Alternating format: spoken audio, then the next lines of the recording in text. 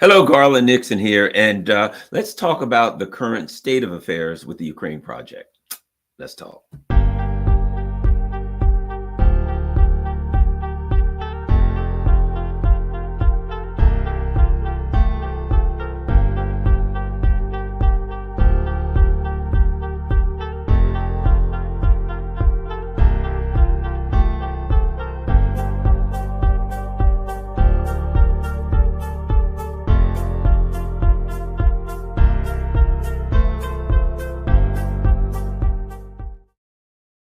Hello, Garland here, and well, there's a lot of discussions about the Neocon Ukraine project from various perspectives. Most of them seem to be discussing various aspects of the conflict, where the conflict is going, and of course, as a result of people's natural fear, there's a discussion about the potential for escalation. And the discussion about the potential for escalation is all about this: people fearing World War III, people fearing a nuclear conflict, people fearing, as I've always said, when one of the things I learned when I used to do sales is, and I never forget this, and I learned it actually from a professor years ago, but I really applied it to sales, and that is, everybody listens to the same radio station, WIIFM, right? What's in it for me? And if you want to influence people, if you're in sales or you're trying to get a date or anything, in any instance where you want to influence people, the way to influence people is always talk to them about what's in it for them. And if you want to discuss, things and get a lot of likes and clicks and things like that right now, you'll talk about, I mean, not saying that people's motivation, people talk about all kinds of things, but about what's in it for me and my family physically, as far as danger in this instance, right? What does the future hold? And that's what people are concerned with. So let's do something a little bit different today. Somebody said, I noticed you weren't. Yeah, I had about a week, and we had we had the holiday, and I went away for a few days for the holidays and stuff like that. But I'm back. Had a busy week, so we're rolling. I'll be back on again at 10 with Latham Roof, but I wanted to chat about this for a while. So let us get going. Sorry about that. I had my face on the other screen and it was confusing me. Okay. So let's talk about the state of affairs rather than where it's going. Let's talk about the state of affairs with the Ukraine project. As you know, by listening to my show, I always refer to this conflict as the Ukraine project, not as a war, not even to some extent as a conflict. And as you know, look, it is a conflict. Yes. Is it a war? Yes. I mean, there are various ways to describe this thing. When I describe it as a project, that's because I am not dividing it from the overall Ukraine Neocon plan, right? And bottom line, this is about a plan for world domination. It's not about Russia. It's not about Ukraine. In a grand sense, it's about Russia and Ukraine as a tactical move, as part of an overall strategy. Right. So the tactics are something you do in the course of a conflict. You have an overall strategy. You have an outcome that you want to achieve. Tactics are the various things you do to, when you put them all together, they will achieve that outcome ideally. Right. So now, or at least give you the best chance of achieving the outcome. Now, of course, as you know about the Neocons, there's a certain level of delusion built into being a neocon. It's built into the mindset, into the way of thinking, into the religion, if you want to call it that, of being a neocon. There's a certain amount of groupthink that's involved. So ultimately, it's not a very rational way of viewing the world. Okay, it is, who are the neocons? It is quite simple. And this is what you really, to me, have to express to really understand how Garland sees this thing. That what we're looking at here is a strain as an element within the ruling elite of the United States. And to some extent, the Europeans, but I put the Europeans secondary because I think Europe, in the same way that Ukraine is has become no more than a political, never was more than a political tool for the U.S. ruling elite, for the element in the faction of the U.S. ruling elite that wants to rule the world and dominate the world. Europe at this point is nothing more than a political tool that's being offered up to the U.S. by a comprador class, right?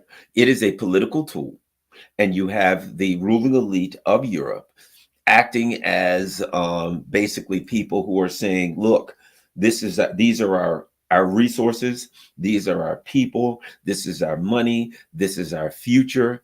We will offer all of that to you. Take it, use it, destroy it, do anything you want. We will facilitate that. That's what the ruling elite are doing, which effectively means that Europe is a political tool for the ruling elite of the US, right?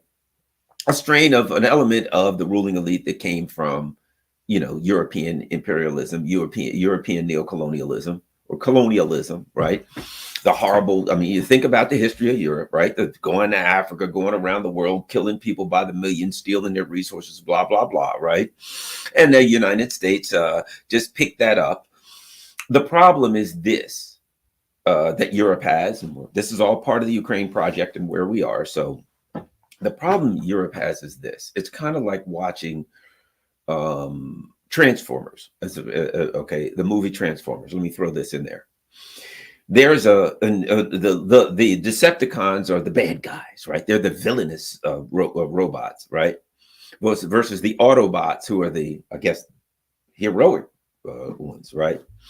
And they have an evil leader. And the evil leader is Megatron, right? The thing about the evil leader is this. He hates the Autobots, but he ain't all that crazy about his own people.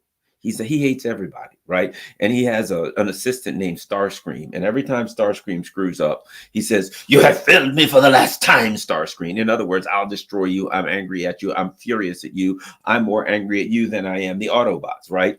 It is the nature of this kind of authoritarian, angry, evil leadership that tends to hate everybody around them. And it'll turn on its own people quicker than it'll turn on the adversary, right? Well, that's the problem that the Europeans have, is that they're being run by Megatron. And every time the Neocons, something doesn't work the way they wanted it, they look at the Europeans not like, hey, you're our friends, you're our buddies, we're working together. They look at them with fury and blame them. "You have failed me for the last time, Macron," that kind of stuff, right?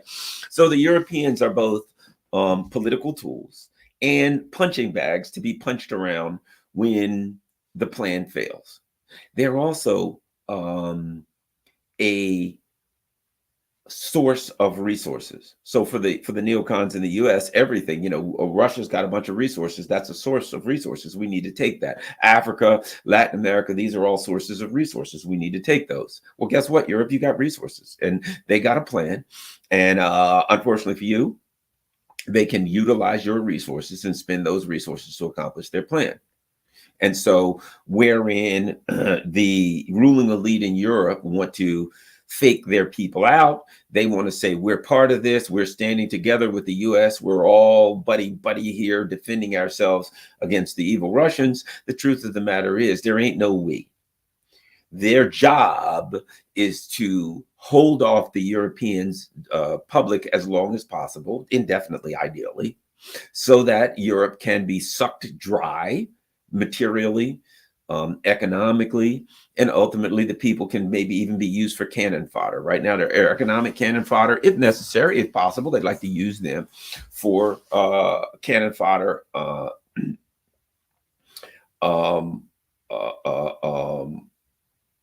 Otherwise, okay. So let's see, where are we? Where do we want to go? Let's stay. So, okay. So I just kind of set that. Let me just leave that as a setup and continue to go with Ukraine. So the plan, as I'm sure you know by now, was draw Russia into Europe, into Ukraine, into a conflict. And this is simple. At which time you're going to come down with the sanctions, and the sanctions are going to wipe out Ukraine, Russia. And of course, as you all know, I hate to even repeat this. I hate to even say it, but I got to say it because it's so simplistic. Start the war, sanction Russia. The people in Russia get angry. They overthrow Putin. In comes the second coming of Joe Biden, basically in Russia. Some, Barack Obama, whatever, some good Justin Trudeau-esque kind of Russian, a neoliberal Russian comes to power. Guess what? The U.S. neocons then seize all of Russia. They got it. They divvy it up. They do whatever they want to. They may not even have to divvy it up because they got some puppet in charge. Boom, we got Russia. Now let's move on. Now that we have Russia, and of course, what that means then is all of the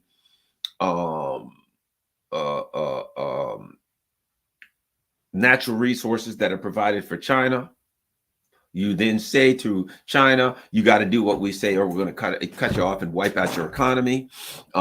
You then say to, and this is a big one that you got to understand, because one of the big things for the neocons is controlling energy, right? Worldwide energy. Well, then you then have Russia, and OPEC is what? OPEC plus, and who's the plus? Russia. OPEC is run now, dominated, controlled by Russia and Saudi Arabia. Okay.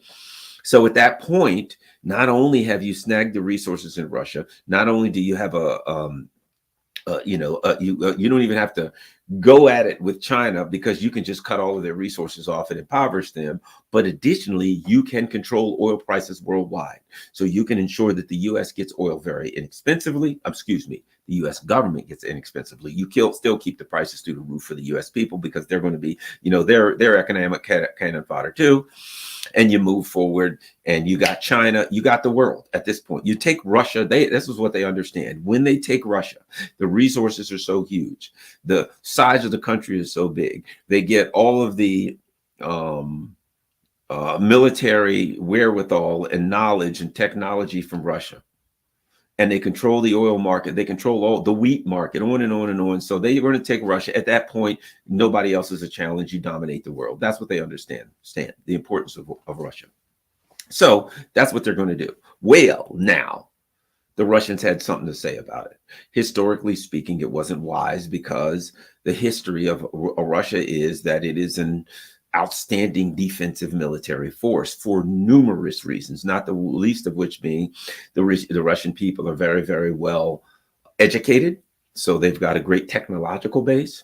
It has historically, from the Soviet Union, a massive industrial base. And might I add, you've got a lot of well-educated people, which is the foundation of a strong industrial base. A lot of people talk about Russia's industry and Russia's ability to have this gigantic industrial machine. How when they turned on they turned on the switch when this conflict started, actually before the conflict started, but when they said, okay, we're going to need a defensive industrial base, and a big one, they were able to turn on the switch. And people said, well, they had all of these factories from the Soviet Union that they had maintained. They kind of mothballed, but they kept them going so they could turn the factories on, blah, blah, blah, all this other stuff materially. However, as TSMC found out when they tried to open a big factory in Arizona, if you don't have the educated people, if you don't have the industrial workforce, you can have everything in the world that you need for an industrial base,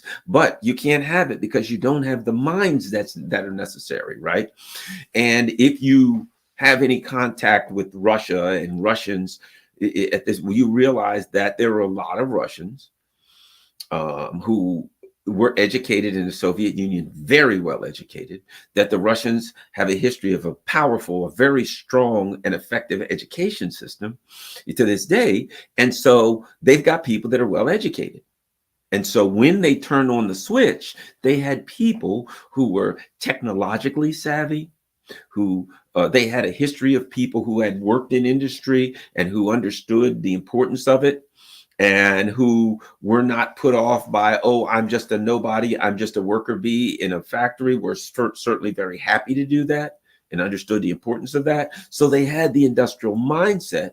They had the industrial education, industrially educated workforce. They had all of the material they needed in mothballs. They opened the factories. They put the educated people back in the factories. They turn it on. Boom. Everything works. They're good. They just flipped on the light switches. They had everything they needed. And the neocons had certainly planned on this. They hadn't thought about this. But the bottom line is this. So what we get is this. We have a well-oiled industrial machine. Now, it's clear and obvious the Russians have been working on tweaking that machine, getting it working better, but it appears to be working quite well. I'll put it like this, far better than their adversaries. So the Russians are going to be drawn in to the Ukraine conflict. Certainly, Vladimir Putin's going to be gone, and some neoliberal schmuck's going to come in. That doesn't work. And the Russians are going to then, there's further parts of it that would be fine if that didn't happen, because now it's going to weaken Russia economically. A combination, if the sanctions don't take them out, the combination of the sanctions and having to persecute this expensive war, that's going to weaken Russia. The people are going to get angry, even if they don't overthrow Vladimir Putin, they're not going to be happy. So that's going to politically weaken Russia. You're going to then be able to go around the world and tell everybody, my God, look at the evil that Russia's doing. So you're going to destabilize Russia's diplomatic prowess, and you're going to turn the world against them. People are going to stop buying stuff from them, and that Russia's going to struggle and be impoverished and weakened. Worst case scenario, you're going to greatly weaken Russia, right? So this was all the plan and all of that was not a strategy. It was a tactic. The strategy is world domination. Taking out Russia, destabilizing Russia, weakening Russia, and actually turning Russia into some kind of a vassalage was the key element at this point in the international strategy of world domination. Well, let's talk about some of the things that happened and how we got to where we are, okay? Number one of the things that happened is that the economic plan flopped. Why? Why? And this is a powerful part of it. We got to talk about the economic part of it. A couple of things we found here that this kind of put an exclamation mark in this conflict, right? It really changed the course of history because the neoliberals, right, Western, we can call neoliberal financialized capitalism, right? A selfish financialized capitalism, neoliberal capitalism, basically is about converting industrial or agricultural or commodities-based economies into magical economies, into you print money, you make digital money, you create various kinds of complex financial tools like asset-backed securities and derivatives and things like that, and you utilize those to show a gigantic profit, right? The bottom line is not to make a profit, but to be able to show that you made a profit on paper, not to create or generate, not to generate a profit through selling things or making things, to create a profit through financialized, what's the word I want to look for? Creativity, financialized creativity. How can we come up with some new term, some new financialized tool, and then we'll use that to print money, or we'll use that to say it's generating money, and we'll sell it, whatever it is. It's like selling a pet rock. Financialization is about selling anything you can get people to buy. Okay, look, hey, I got a piece of paper here. Will you give me $20 for it? If somebody give you $20 for that paper, great. But what happens if you can tell to people there is a piece of paper that exists only online? There's not really a piece of paper anywhere. There's a discussion about a paper. We're going to come up with a name for this paper, and we're going to sell you that name. Nothing really exists anywhere. There's no paper. There's no nothing, right? Just buy this thing. And it's really nothing but a word. That's financialized capital. So it was, let's change the world into financialized capital. But what they understood, what the neocons understand something. That's the story for you and I. What they understood is that they can play the financialized capital game at home to make money. But out in the real world, they really do need to steal coffee and gold and copper, right? They really do need in the real world to go out there and get natural resources cheaply, lithium, things like that. So at home, they want to do the financialized capital thing of asset-backed securities and derivatives and crap like that. But they understand that they need to go out and they need to subject the rest of the world so that the small group at the top can make money off of this stuff, make up stuff and make money that they also really do need out there in the real world to have stuff. So when they tried to take out Russia by saying, okay, we're going to make it so people can't buy stuff from you, the rest of the world said, you don't understand, we really do need stuff. Stuff is oil, stuff is gas, stuff is nickel, stuff is gold, stuff is all these things that we can get from Russia, timber, coal, you name it, right? So the rest of the world said, we understand what you're doing, but we're not willing to commit total and complete economic suicide. So you can sanction us, you can do what you want, but our options are this: either buy the stuff we need from Russia or starve to death. So we're willing to take our chance with U.S. sanctions. They didn't have a choice. They had to take their chance with U.S. sanctions. So the whole economic plan of taking over Russia, getting control of the real natural resources in the real world, and then maintaining a financialized system at home, right? That whole plan fell apart because the world couldn't do it, wouldn't and couldn't do it. So everybody said, we're still going to keep buying stuff from Russia. Get out of here with that. The other part of it is this. One of the things that was exposed as a result of the Ukrainian project was that the rest of the world, there is such thing as history to the rest of the world, and the rest of the world looked at the U.S. and they said, well, if we look at history, our history with the Soviet Union in the what they call the third world of the global South, they said our history of the Soviet Union is we were friends with us and they helped us out when you guys were trying to screw us over. Our history with you is you continually tried to screw us over, massacre us, and take our stuff. So guess what? If you're pushing us to a point where we got to make a decision, it sure ain't going to be with the people that screwed us. So there was an economical context of what happened and a historical context of what happened. So here we sit. All that gets us right here. Here we sit at a place where today the rest of the world has made a decision, and the decision is we're going to continue to buy stuff with Russia because we don't have a choice, and we're willing to deal with whatever sanctions you do. If you're going to sanction us all, you're going to have to sanction us all. But our other option is starvation and poverty, and we need stuff from them. Number one. Number two, we got a history with them and a history with you, and the history with you ain't good, and the history with them ain't bad. So we'll take the history with the people. At least we know they'll sell us stuff, and they won't try to come and overthrow our country, and you will. So now where we sit is the whole thing, the trap that was laid for Russia in Ukraine. We set Ukraine up, Russia makes their move, and boom, they step right into the trap. It falls apart. We own Russia. Now, the status of the trap is it was in fact a trap. But it reminds me of, again, I always like to use movies. Another one, I love vampire movies, was, what's the name of it? I can't think. I think Hugh Jackman was in it. At any rate, Van Helsing. And at one point, this guy's digging a grave for someone, right? Whoever. I think Van Helsing's supposed to go in the grave or whatever. He's digging a grave. And the werewolf's running around, and a werewolf swaps him and kills him, and he falls in the grave, right? That he just dug. And you've probably heard that metaphor, right? Where somebody's digging a grave for somebody and they fall in the grave they're digging it. This is basically what we have here. They created a trap, and that trap was going to be what? It was going to be a trap that started by creating economic turmoil at home for the Russians. Well, I don't know if you've been paying attention, but there was this $95 billion thing about money going to Ukraine, $65 billion for Ukraine, this and that, right? Well, that is not very popular at home. And Joe Biden is in a world of deep and serious trouble. He has no chance of winning. To be less frank, Joe Biden's done. He's done. And the Democratic Party is in deep trouble. So the trap that they sprung, political trap that they sprung for Russia, the current status of it is it's smushing on their little old toesies. The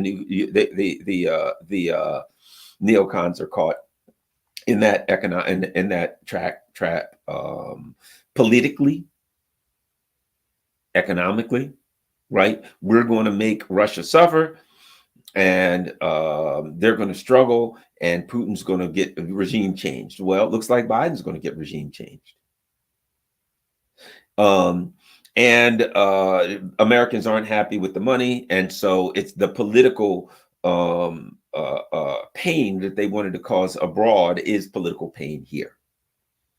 The status of it, let's talk about it kinetically, the status of the actual war, right? We're going to draw Putin in, and we're going to weaken his military abilities, right? The Russians are going to be militarily weaker. And of course, as was it what's his name, Lloyd Austin had mentioned about the Russians getting weaker, blah blah blah. So where are we with that? Well, that ain't worked real well. One of the things that we've had here is, and I've you've heard me talk about this before. The Americans have, the Russians, excuse me, have basically created a trash compactor in Ukraine for military equipment. And NATO just keeps filling it. And it's really beneficial to the Russians, and it's beneficial to the world. Because what's happening is the U.S. is exhausting, their military supplies worldwide. They've had to go to South Korea. Give us your artillery rounds. They get them from them. They've gotten some from Israel in the past. They've gotten them all over the place. They've used all kinds of artillery rounds from here, right? All over. The Europeans have sent their tanks, sent everything. Now they're talking about sending their planes. Well, the Russians are saying, no, no, no, don't send them. If they do, the Russians are just going to blast them to pieces. So what it has done is it has severely weakened NATO and the U.S. empire. The Russians, we've had over 2 years. Let's see, March, April, May. So that's 27 months. For 27 months, the Russians have been sitting back. The Europeans and the U.S. empire have been pouring military hardware into Ukraine, and the Russians have been blowing it up. While the Russians complain about it, I'm sure that internally their discussion is elation to some extent. Now, don't get me wrong. I'm not saying the Russians want war. The Russians would probably much prefer a negotiated peace. However, if you have an angry and violent neighbor, and you don't want to fight with the neighbor, but the neighbor wants to fight with you, it's nice to see the neighbor get weaker and weaker and weaker, so that if the neighbor ever does have to fight you, the neighbor is at its weakest, right? So I think what's going on is it's getting more and more difficult for Europe to make the case for military confrontation with Russia, because they're getting more and more they're getting militarily more and more weak. They don't have the capacity to make the stuff that they would need to have a military confrontation with Russia. And they just keep throwing stuff in there. And the more they run out, the U.S. says, give them some more, give them some more, give them some more, right? And the more they give, the more the Russians blow up. They're throwing Ukrainian, sadly and unfortunately, but let's talk about this like it is. I'm not happy about it. The Ukrainians are throwing their young men into battle, and they are just getting massacred by unthinkable numbers, slaughtered in unthinkable numbers, right? So what purpose does that serve? We daily read about the towns that the Russians, Avdiivka, Chasiv Yar, you name it, all of these ones with lots of consonants that I can't pronounce. And people think of the Russians take village after village, which is a way to measure. That's certainly a way to measure a conflict, success in a conflict, right? How do you measure success in a conflict? Well, traditionally, it's how do I take ground, right? But there's other ways to measure success in a conflict. The Russians certainly are taking ground. One thing you see about the Russians, they take ground or take ground. It's like self-defense. You attack me, right? Am I defending this parcel of land that I'm on? No. I can move over here and over there. I can pivot. I can walk. I can go sideways. I can retreat. I can advance if it's to my strategic advantage. You attack me, I'm like this. I got my hands up. Hey, I don't want any trouble. But I don't have to stand here to fight you. Or I can move. I'm going to go over here. I can continue to move. Right? I can be on the move. So, and it makes it more difficult for you. So you may be judging this conflict by the fact that Garland's standing there, and I came at Garland. I made Garland move. Okay, Garland stepped over here. Garland may be judging this conflict by the fact that there was no conflict and we didn't fight, or you swung at me and I blocked the punch and pushed you away, or something happened, right? Or I may say, and here's the other part, you're attacking me. Okay. And I may say, I want to take some of your weapons from you. What do you got? You got fists. You could hit. You can do all these kind of things, right? I get your finger. I get your wrist and I snap it backwards and I snap your wrist. I've taken one of your weapons from you, right? I hyperextend your elbow. I've taken one of your weapons from you. So one of the things I may judge is I kept how many weapons. If I break both your wrists, you got both legs, you still got two weapons, but it's going to be hard to fight with, whatever, breaking fingers, whatever, poke your eye. What is that? You need your eyes to see. I've taken your weapons from you, right? So one of the ways to view a success in a conflict can be taking ground. Another can be destroying the capacity of the enemy to fight. I've broken. The other thing is this: some guy says, "I'm going to fight you," right? And some guy, launches a kick at his chest or at his face that just misses. Kicks in that face and that foot. This guy, I'm going to beat you up. I'm going to kick your butt. And the guy launches a kick and goes, and it whips right past the guy's face, and he backs up. And at that point, mentally, he's like, "Uh-oh. I don't know how to fight to that level of training, and the next kick ain't going to whiff past my face." You've now destroyed his emotional and mental capacity to fight. He's saying, "Oh crap, maybe I shouldn't have started this fight," right? The guy goes, "I'm going to punch you," and someone goes into a stance that lets them know, "Holy crap, this guy's trained. I don't want any trouble, buddy. But if you come at me, this thing's going to get bad." He's out here like that. Elbows could be coming knees. And he looks at that guy and he realized this man's a trained fighter. Uh-oh, I don't want to fight. You've taken his will to fight, his emotional and mental capacity to fight, right? Now, so what are the Russians doing? Where are we with Russia? What they're doing is this. They'll take ground if it's there. They'll take ground from the Russians that they want if it's there. But most importantly, they're destroying the Ukrainians' capacity to fight.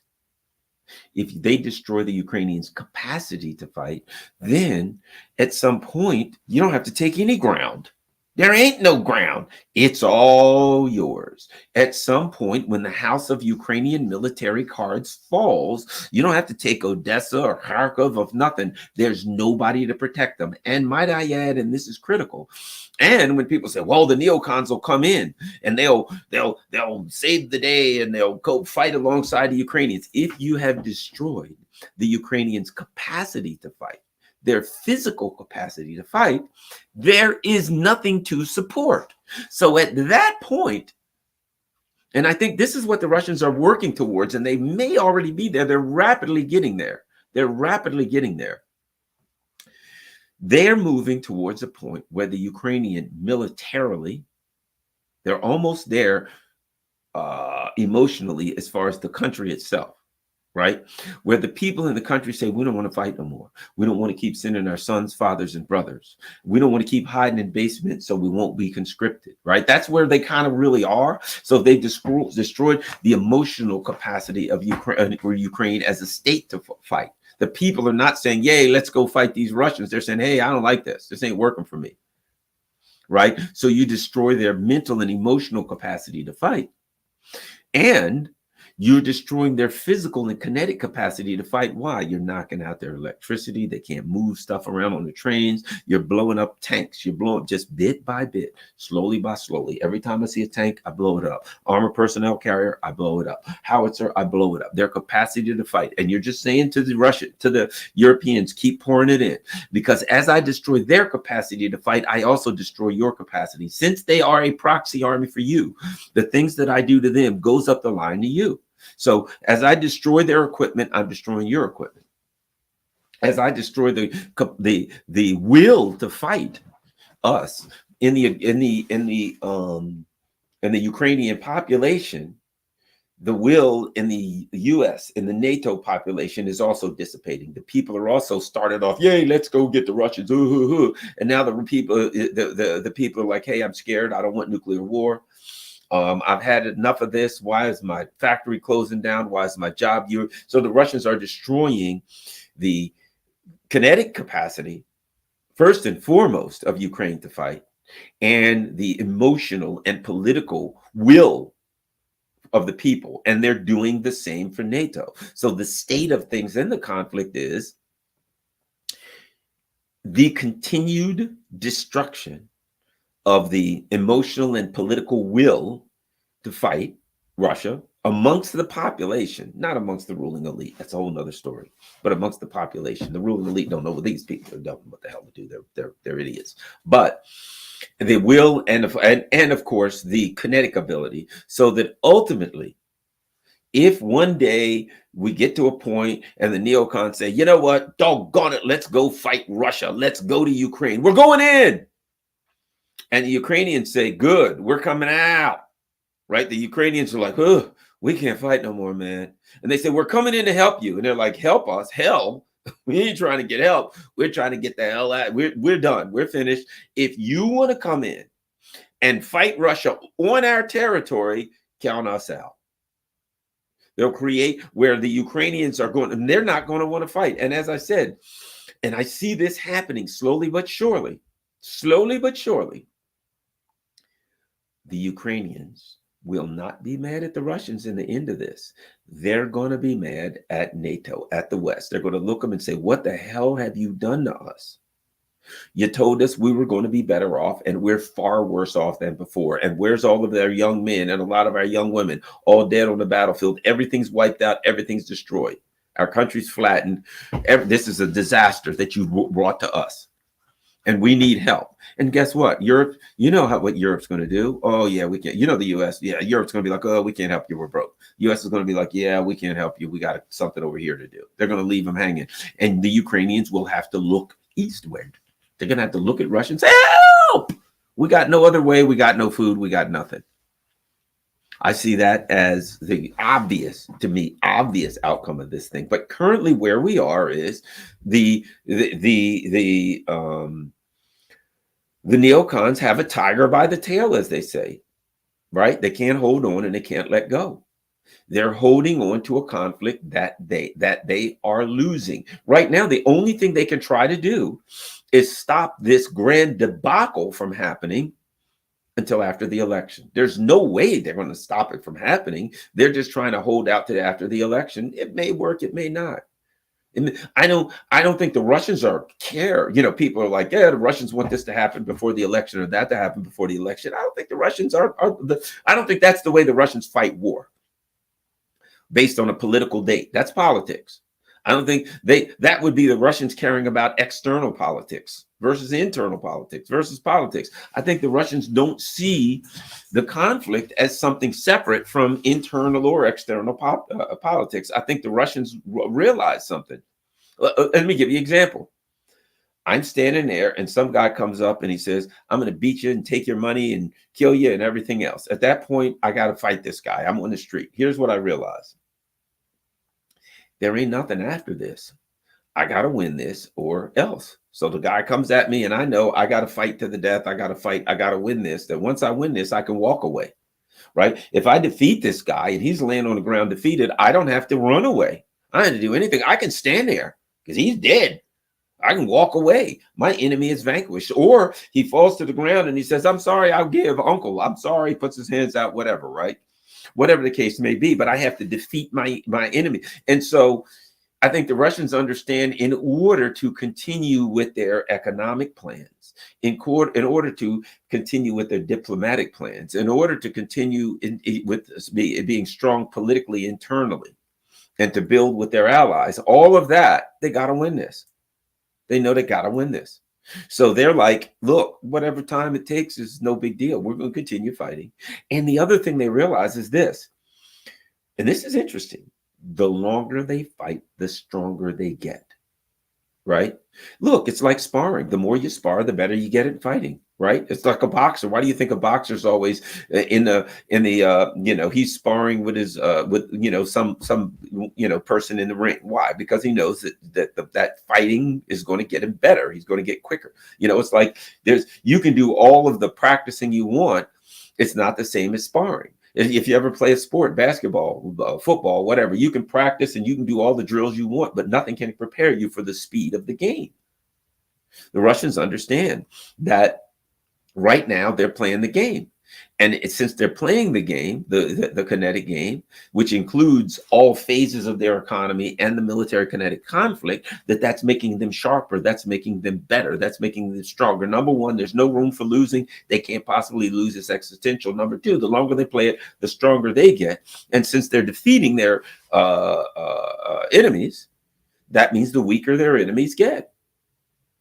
So the U.S. military, so the Russians really, to some extent, one can make an argument. I don't know if it's right to make this argument, that dragging the war out benefits them. Excuse me, it clearly does. Not that they want to drag it out, but it benefits them. Europe is getting so weak. The people at home are getting so angry that one of the things I think is this: because at some point in Europe, there's got to be some elections in various countries, and what we've seen is every time there's an election, the neocon ruling elite, the comprador classes, they're getting smeared. They're getting weaker, politically weaker in Europe. So if the Russians, let's say this goes on for years, at some point, most of these countries going to have a lot of these countries going to have totally different leadership that's not completely members of the comprador class. You're going to have turmoil in Europe where countries that are trying to, the U.S. empire is trying to hold on to the steering wheel in these various countries. And the people don't want to be vassals anymore. They want some level of independence. So I think that with the Russians, time is on their side, bruh. Time is on their side. So they don't have to rush. They don't have to hurry. They understand it's dangerous, so they want to win. But I don't think they have a formal timeline. I think they have an action line. Yeah, right. I'm going to, I don't know, put a set of brakes on my car. Well, Garland, how soon do you need it done? When the brakes are finished. I'm going to do a project. I bought an old car. I'm going to rebuild that car. When will you be done? When the car is rebuilt. Well, do you need it to be done within a week? I'm going to start working on a car. I got to start by pulling the wheels. I got to sandblast some rust off. I got to clean it up. I got to do an evaluation of what I'm going to need it done. Is there going to be welding done? I've worked with some people who've redone some old cars. You cut out the bad spots and you weld in things and you do all kinds of stuff, right? You see where you can get parts for it, all that. But ultimately, you know what you want in the end, what you want the car to look like, but you don't know how long it's going to take. Sometimes you're like, hey, we ordered a part and they said it's going to be 2 months before it comes in. Okay, let's work on something else, whatever, right? So the ultimate thing you're trying to achieve, but you don't have a timeline because you can't have one. I think that's where the Russians are. They know what they want to achieve, but they don't need a timeline. They need to achieve their goals. That's what they need, achieve the goals. And achieving the goals could be a month, it could be a year, it could be 10 years. And I think what we're seeing, particularly one of the key indicators, is the recent moves by Vladimir Putin to do a couple of things. Number one, clearly, he's purging his military of people who are from the old days where everybody got some money in their pocket and palms were greased, right? So he's going in there and he's got his people in there cleaning out the corruption. He understands how important it is. And he's looking at Ukraine, right? He's looking at Ukraine, wherein they have a huge area and there was, $50, $60 million that was sent for reinforcements and trenches and dragon's teeth and all that kind of stuff, and it wasn't done. The money was stolen. He's looking at that, right? He's looking at what the West is doing. He's looking at F-35s. He's looking at all of these projects, military projects that are nothing but boondoggles. There's nothing but corruption. And I think he's saying, hey, man, if we want to be able to defeat these people, we can't be like, we got to clean that up. And he's putting economic people in charge of powerful military positions, not from the perspective of military decisions, but I think from the perspective of how the military is economically integrated into the overall economy, so that you don't end up with Joe Biden saying, yes, let's spend all of this money on Ukraine for jobs, so that the economy is not dependent on the military aspect of your industrial capacity. And then ultimately what happens is this: you can't afford for the war to be over. That's what happened with the U.S. The U.S. can't afford not to have war, because a huge part of our industrial capacity is, probably a predominant part of our industrial capacity is military. So I think the Russians don't want to be there. So they're figuring out how they can have a balancing act with their economy, so that as a time comes that they may not need particular industrial capacity, they'll still have other options. How do we integrate? How do you have a holistic economy that can stand changes, that can deal with either war or peace, and either one of the two won't collapse them. They won't collapse as a result of a war, having it go and be a war economy. Look, Europe is saying we've got to go to a war economy. I think what Russia's trying to do is create a resilient economy that doesn't have to go to a war economy, that is able to be malleable, that is able to be either a war or that is one economy, and that economy can produce things that are needed. And if those things that are needed are relative to war, they can do it. If those things that are needed are relative to selling goods worldwide, they can do that. So I think additionally, one of the things that's happening is that the Russian technology is proving to be sound. And I think at the conclusion of this conflict, which I think this conflict will have a conclusion, at some point, the demand for Russian military hardware is going to be astronomical worldwide, because people, let's face it, people looking at it and saying, hey, that worked pretty good. Can I buy some? Ooh, I like those drones. Can I get some? Ooh, can we buy electronic warfare stuff? It'll be what Russia decides to sell. Some of the stuff they're going to say, nah, we want to keep this technology. Some of the stuff they'll sell, but the world is going to be screaming for Russian stuff, military hardware. So the Russia's industrial capacity, when this is over, will allow them probably to do a lot of external sales when it comes to military capacity. But I think bottom line, the Russians are planning for a balanced economy that is not dependent upon war to survive. I think that that's what the transition.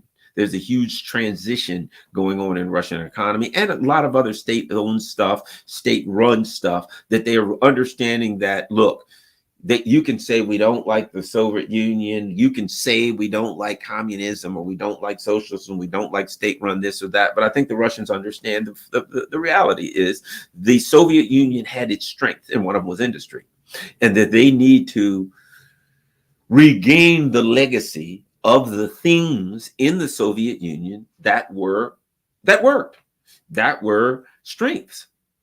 And one of them was industrial capacity. And they're like, okay, so the government owned all of the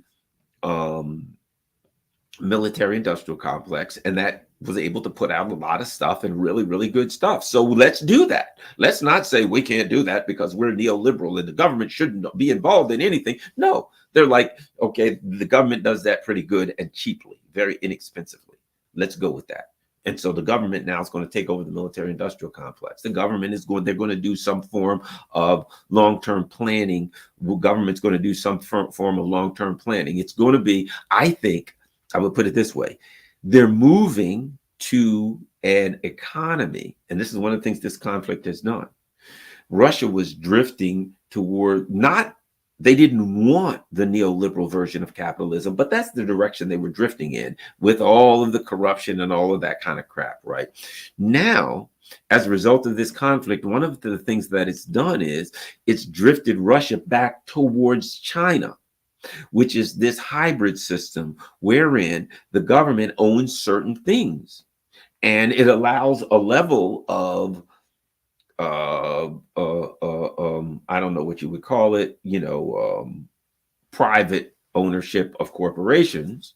But the government says when it comes to whatever, when it comes to railroads, when it comes to military industrial complex, when it comes to say this, that, or the other, they say in order to be able to prosecute this war, we've got to run these particular facets of our economy really, really well. We got to protect these facets of our economy, both economically and kinetically. And so the government's got to have these because we got a conflict going on and it's far too important.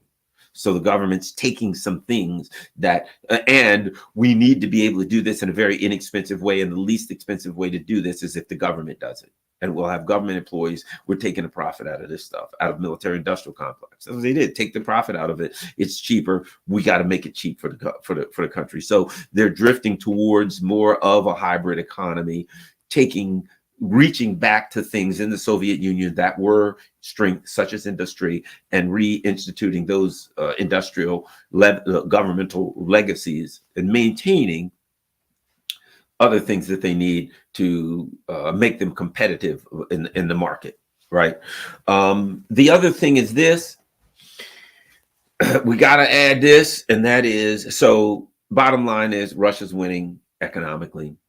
Russia's more than anything else, destroying Ukraine and NATO's capacity to fight, destroying the underlying supportive will of the people to be involved in a military confrontation with Russia and strengthening their economic and military abilities. Now, the other part of it, I think, that is critical is that Russia very early, they started sending Lavrov, to the Gulf states, to the Africa, to Latin America, to Asia. Why? Because the other thing that Russia has taken advantage of, and this has been very beneficial to Russia,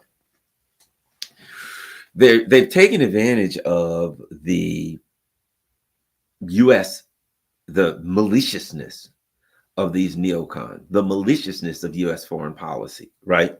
Being exposed to the world. It's being exposed here. The world's looking at it and they're saying, well, all the things you told, this is hypocritical.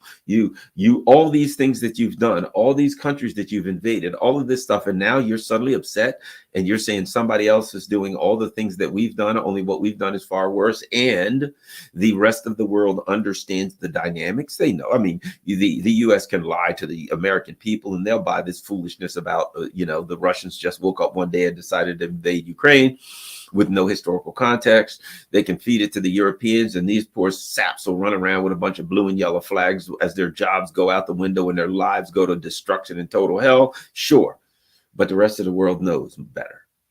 So the world is now looking at this thing saying, man, U.S., you guys are some real assholes. You're really nasty, nasty people. And by the way, we thought you were, unbeatable. We thought you were this powerful entity. Russians are kicking your butts.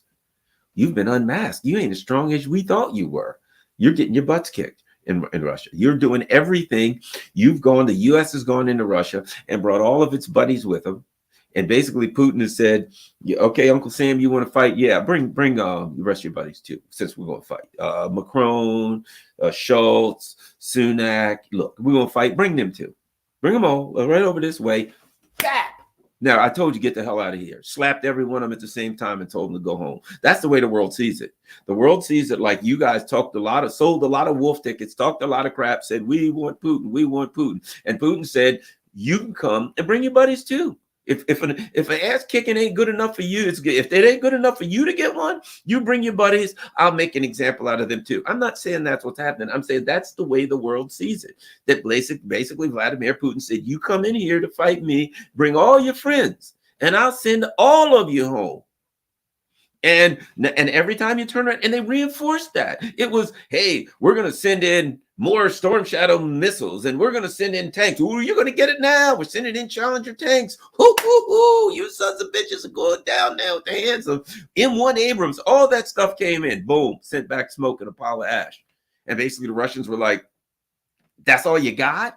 Really? Come on. This is getting boring. Send some more. That's the way the rest of the world. That's if you're on the outside looking in, you're like, ooh, yikes, ouch, ooh, you're getting your butt kicked. All of you guys, you talked all this trash. You and all your buddies came into Ukraine. You got your butt kicked. You just got sent back home. You don't scare us anymore. You don't scare anybody anymore. You're all mouth, all hat, no cattle, alligator mouth, and a Tweety bird ass, as they say on the street. That's what the U.S. empire, that's what NATO not looks like, has been exposed as. They got nothing. So what happened as a result of this, and this is important too, one of the things that happened was that other parts of the world, Africa, were like, really? I thought you guys were tough. Get out of here and take your baguette-eating Frenchmen with you, right? So what's happening? The Sahel, parts of African countries are coming together. And they asked, the leader of Burkina Faso asked an obvious question, and it was it for imperialism when he asked this question. This was it for colonialism. He said, what? Why do we have all of these resources and we're going around the world asking for handouts? Screw this. Once they ask that question, there's an obvious answer because somebody's robbing you blind. So they're at that point, they're like, French, yeah, you got it. This thing is done. US, you got drone bases. Yeah, pack your stuff. See you later. Hey, Russians, come on in. We got a place for you. Once you start getting your butt kicked, nobody's scared of you anymore. So they're throwing them out. What's happening right now in New Caledonia? A small island somewhere in the south, but God only knows where New Caledonia is, off the coast of Australia or something, right? The New Caledonians, they smell it, man. They smell blood in the water. They're burning buildings. They're protesting in the street. And what are they saying? The French are like, we need to work this out. They're like, yeah, we do need to work this out. Get the hell out of here. Didn't you realize this is an island 6,000 miles from France? Get out and stay out. Why? What caused them to do that? Because of Ukraine. Putin's beating the crap out of the NATO neocons. The Africans are like, we're out of here. The Haitians are like, we're done. We're finished with you maggots. That people in Haiti have been grossly, horrifically robbed and mistreated for centuries by the US and France and the colonialists. And they're like, they're ready to fight. Everybody's seeing the bully get a bloody nose. They're not scared of the bully anymore. And people are rejecting colonialism, imperialism, whatever you want to call it. A bunch of rich people from the US and Europe coming in, stealing their natural resources. They ain't going to have it anymore. There's no way to get that back. That is a direct consequence of what happened in Ukraine, of what's happening in Ukraine. I also believe this when people talk about Israel. I think one of the things going on in Israel, clearly, I think the Hamas and the various groups that are fighting there, fighting the U.S. empire there, also were kind of motivated by this. I think they saw a fight. They saw a bloody nose. They felt like, hey, other people are fighting and we can too. They set up an attack. They had a very effective military attack against Israel. And now, do I think some atrocities were committed? I think it's clear some atrocities were committed. It is a war. It's unfortunate. You won't find a war or you won't find a military conflict where atrocities are not committed. So yes, but they came out fighting and they opened another front. They opened another front against the U.S. And what happens as a result? The Houthis now, they're not scared. They're like, oh, okay. Hey, we're in. And so now what you have is the front in Ukraine, the neocons open so they could take out Russia. But the Muslim people have opened another front against the U.S. empire, saying, okay, you're going to fight there. You're going to have to fight here. We see a weakness. We see that you're getting a little weak and you're busy over here. We'll hit you over here. And so that the U.S. empire has another front it has to deal with. Meanwhile, the U.S. empire being as unstable as it is, the lunatics are in the Asia still trying to stir up trouble with China. And I think China's pushing the envelope. One of the things we see China doing is China's unloading U.S. Treasuries. They are, the U.S. was like, we've got to decouple from China. Well, is in the process of decoupling from the U.S. They're in preparation for anything that the U.S. tries. China's prepared for it. And people say they're prepared for war with the U.S. Well, they are, in that if the U.S. attacks them, or if they feel the need to move against an independent secessionist movement in Taiwan, they can. I think they prefer not to. But I think they also understand that in the long run, the U.S. ain't their friend. And the sooner that they can get up from under the economic clutches of the U.S., the better off they are. So they're moving bit by bit to do this. And certainly setting themselves up so that the U.S. won't be able to cut them off from the various natural resources that they need, and industrial and economic resources that they need. So China's learning from what's happening in Ukraine. They are also strengthening their economic and military ties with Russia, so that both will be able to defend themselves. They understand that, as I said when I started this off, that this is ultimately a war of world domination by the U.S. empire, and that this is important to understand. I talked about this in my Mearsheimer talk, that the U.S. decided to go in, the neocons that said, we'll take out Russia and then we'll get China. And that now they're stumbling so hard, and clearly they lost in Russia, that they may very well say then, okay, well, crap, that didn't work. Okay, all right, we tried to go after Russia to get China. That didn't work so well. So drop that, forget that. That didn't work. Let's go after China first to get Russia. So that they're trying to get one that doesn't work. Let's go after China to get Russia. Well, oh no, that's not working. Well, let's go back after Russia. But that they know they got to get Russia or China to take out the other ones, and that they ain't giving up that easy. So I think the Russians and Chinese are building the economic ties that they need to economically support each other. I got the commodity, you got the industry. We got to make sure that we can get them back and forth, and that we can both build our markets all throughout the world. This is all part of the Ukraine conflict. All of this is part of the Ukraine conflict. None of this happens if not for the Ukraine conflict. The Russians and the Chinese would have preferred to simply continue doing business with Europe, continue doing business with the US, and leave it at that, and expand their business. They were just trying to eat.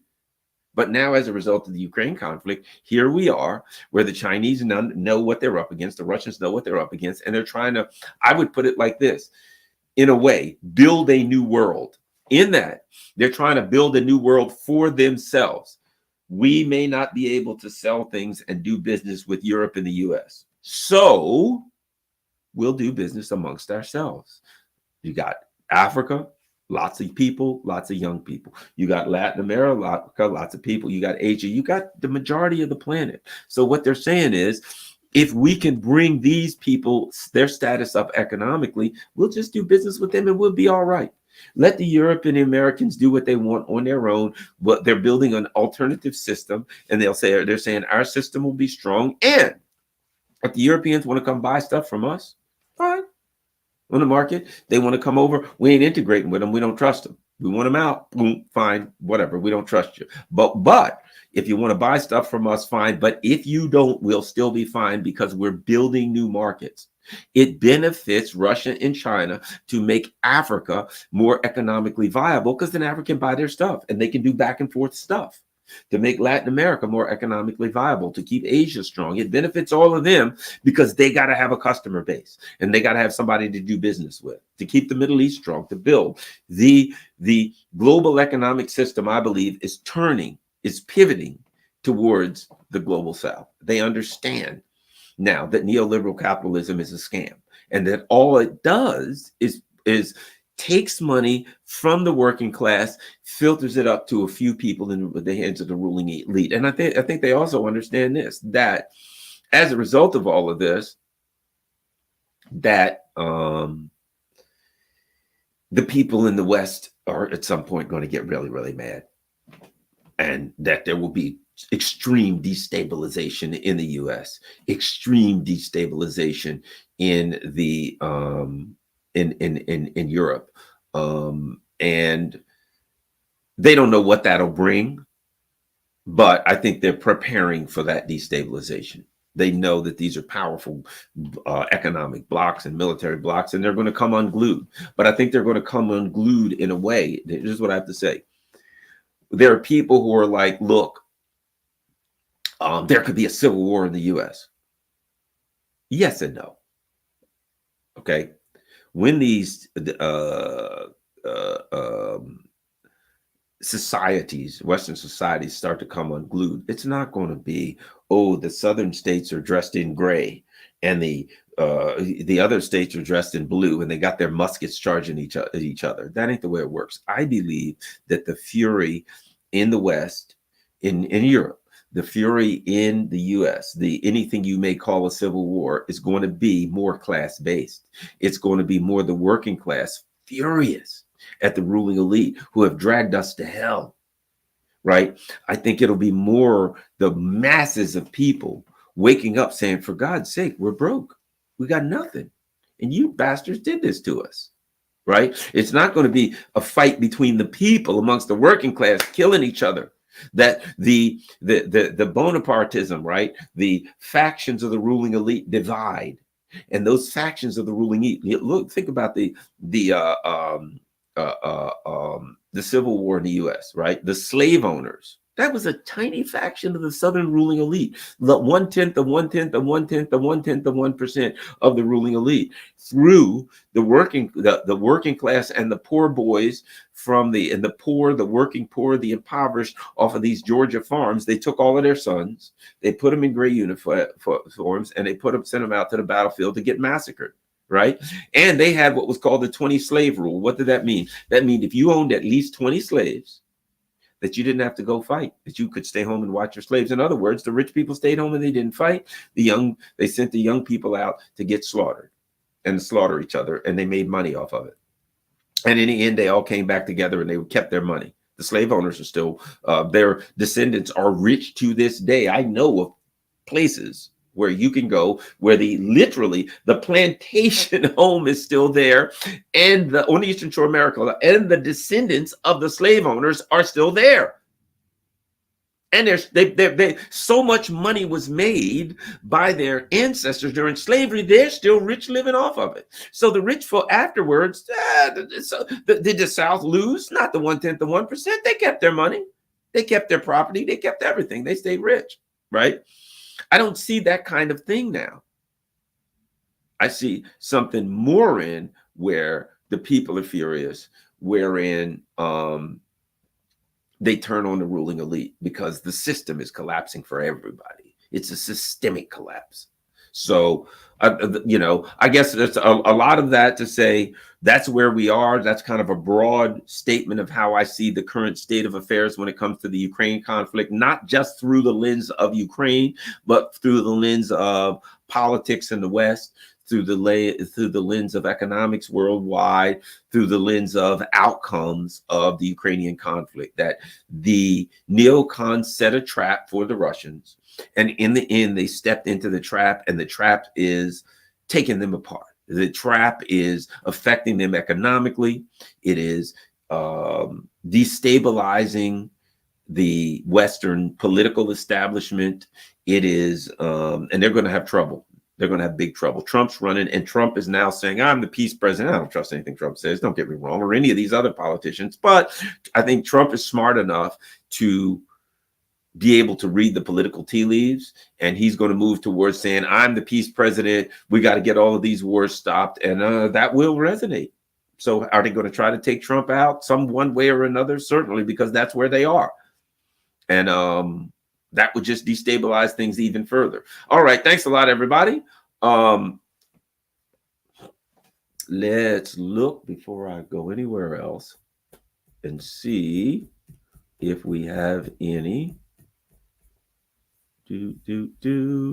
All right, let's go here. Matthew says, Garland, is NATO going to war or just a bluff? I don't think NATO has the capacity. They don't have the troops to go into Ukraine. And the other part that I said is important. What NATO would have to do at some point is the Ukraine army ain't going to be able to fight. It's going to stand down. So what they would have to say is, okay, we're going to go in here and fight and basically replace the army of Ukraine with NATO. They don't have the people to do it. They don't have the equipment to do it. The longer this thing lasts, the harder it gets for NATO to do what you're saying, because they don't have the capacity to do it. Now, are they so stupid they'll try? That's possible. That's possible. It ain't going to be easy for them to do that, though, because of what will happen at home. So let's see what happens with them. I think they'll do a lot of trying to bait Russia into doing things, but they don't have the military capacity. Where are they going to get the troops from? They don't have the troops. They don't have the weapons. They don't have anything they need to go to. Remember, going to war means going to Ukraine, going to Russia's border and fighting Russia on Russia's border, which means you got to get troops there. You got to get lots of stuff there. Could they launch some attacks or something that would cause Russia to respond? It's possible. But as far as NATO saying we're going to go in and fight in Ukraine, they don't have the ability to do that. All right, let's keep looking. Are there any, they may want to, but they don't have the military capacity to do it at this point in time. All right. And Rockfin, let's look over at Rockfin.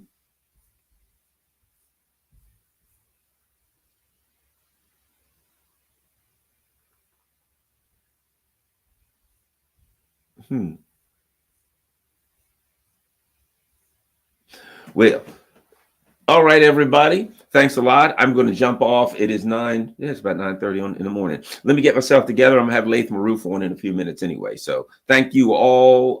Don't forget, everything's scrolling across the bottom there. If you get a chance, if you can afford it, you've got PayPal, Buy Me a Coffee, Patreon. If you have the ability, please share this on all your social media platforms. If you can, Cash App, information, whatever, donate to the channel. That's highly appreciated. If you can't, no problem. Just share this on all your social media platforms. Thanks a lot. Got to run. I'll be back on soon with Laith Maroof. I'm out.